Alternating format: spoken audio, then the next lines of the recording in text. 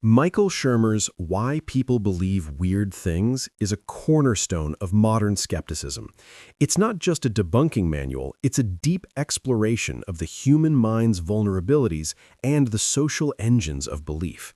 Shermer argues that believing in weird things, UFOs, ESP, Holocaust denial, creationism, etc., is not a sign of stupidity, but a byproduct of normal cognitive tools misfiring in a complex world. The book is a tour of our psychological blind spots and the social systems that exploit them. Part 1. The Cognitive Toolkit of Belief: Why We Are Vulnerable. Number 1. Patternicity: finding meaningful patterns in noise. Concept: humans are hardwired to find patterns. Seeing a face in the clouds or a causal link between two unrelated events was evolutionarily advantageous. Example, rustle in grass equals predator. Misfire: this leads to apophenia, seeing connections where none exist, and agenticity, attributing events to conscious agents. A light in the sky becomes a craft. Random elements of dreams become prophecy. Thought-provoking: Shermer suggests belief in UFOs is a modern manifestation of an ancient cognitive instinct. Our brains are primed to see design and intention in the ambiguous. Number 2. The Belief Engine: confirmation bias and coincidence. We are not neutral data processors. We are belief engines that seek confirmatory evidence and ignore or discredit disconfirming evidence, misremember events to fit our existing beliefs, and misunderstand probability. A 1 in a million coincidence happens to 330 people in the U.S. every day. Amazing personal synchronicities are statistically inevitable, not supernatural. Thought-provoking: a UFO believer remembers the one time they thought of a friend who then called. They forget the 100 times they thought of someone who didn't call. The anecdote becomes proof, drowning out the statistical reality. Number 3. The power of anecdote over data. Human brains are wired for narrative, not statistics. A single vivid emotional story, example Travis Walton's abduction tale, is more persuasive than a dry report showing the base rate of hoaxes. Science deals in aggregates and probabilities. The human mind craves compelling stories. Thought-provoking: the entire UFO mythology is built on anecdotal case files, not controlled data. Shermer forces us to ask, why do we trust stories more than data sets? Part 2. The Social and Rhetorical Machinery: Why Beliefs Persist.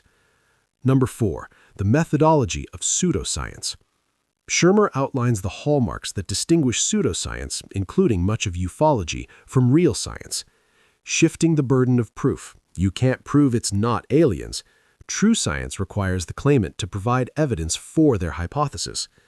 Ad hoc hypotheses: bolting on endless justifications to save a failing theory. Example, aliens suppress evidence to explain the lack of physical proof. Reliance on testimony and authority, citing former government officials or credible witnesses instead of presenting falsifiable physical evidence. Thought-provoking: he shows that ufology often operates like a pseudoscience, using the language of science while rejecting its core self-correcting methodology. Number 5. The Denialism Spectrum: From UFOs to Holocaust Denial. This is the book's most controversial and profound parallel. Shermer doesn't equate the beliefs morally, but analyzes the identical reasoning errors. Cherry-picking data, focusing on a few unexplained radar returns while ignoring the 95% solved cases. Conspiracy theorizing, explaining away contrary evidence with an all-powerful cover-up. The government hides aliens, historians fabricated the Holocaust. The rejection of expert consensus, dismissing the combined judgment of physicists, astronomers, and psychologists in favor of a niche community of researchers. Thought-provoking: he argues the mental process that leads a smart person to reject mainstream history is the same process that leads them to reject mainstream science in favor of alien visitation. It's a lesson in how smart people believe dumb things for emotional, not intellectual reasons. Number 6. The Role of Meaning and Hope. Belief in weird things often fulfills deep emotional needs, the desire for meaning in a chaotic universe, for hope in an afterlife or advanced helpers, and for agency in a vast impersonal cosmos. Thought-provoking. The UFO narrative isn't just an explanation for lights, it's a modern myth that provides transcendence, mystery, and the comforting idea that someone smarter is in control. Shermer suggests debunking the evidence without addressing this meaning deficit is often futile. The deepest point is humility. The cognitive flaws he describes aren't out there in those gullible people. They are in here, in all of us. The book is a mirror. For the skeptic, it warns against smugness. You are not immune. Your political beliefs, your investments, your self-image are likely shaped by the same patternicity and confirmation bias. For the believer, it offers a non-insulting explanation. You are not crazy, you are human. But being human means you have a duty to use tools, science, logic, and statistics to overcome your innate biases. Final takeaway. The question isn't, why do they believe weird things? It's, what weird things do I believe, and how can I apply the same rigorous skepticism to my own cherished beliefs?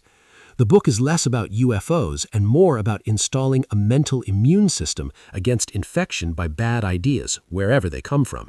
It makes the UFO debate a case study in the much larger, lifelong project of thinking clearly in a confusing world.